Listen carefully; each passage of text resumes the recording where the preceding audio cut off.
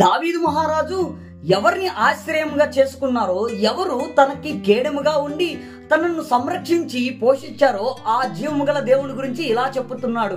మహోన్నతుడైన జీవము గల దేవుడు అనగా యెహోవా చాటున నివసించువాడే సర్వశక్తుడైన దేవుని యొక్క నీడను విశ్రమిస్తాడు.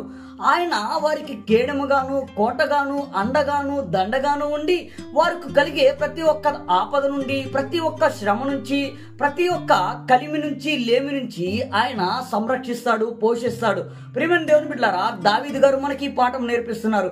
మనము కూడా అటువంటి గొప్ప దేవుణ్ణి తెలుసుకొని ఆయన యొక్క నీడలో మనం విశ్రమించిన ఎడల, అటువంటి దేవుని యొక్క బాటలో మనం నడిచిన ఎడల మనల్ని కూడా దేవుడు తన యొక్క రెక్కల చాటును మనల్ని కాపాడి, మనల్ని పోషించి, ఎటువంటి తెగులు రాకుండా, ఎటువంటి ఆపద రాకుండా మనల్ని సంరక్షిస్తాడు. ప్రియమైన దేవుని బిడ్డలారా, నేటి దినాన మనం అందరము అటువంటి గొప్ప మహోన్నతుడైన దేవుని తెలుసుకొని ఆయన యొక్క నీడలో విశ్రమించే వారిగా ఉండాలని, సర్వశక్తుడైన దేవుని వైపు తిరిగి సర్వోన్నతుడైన దేవుని యొక్క రాజ్యానికి చేరాలని మీకు ఈ మాటలు తెలియజేస్తున్నాను. ఈ యొక్క చిన్న మాటలు ప్రభు మన వెనుకల్లో దీవించును గాక.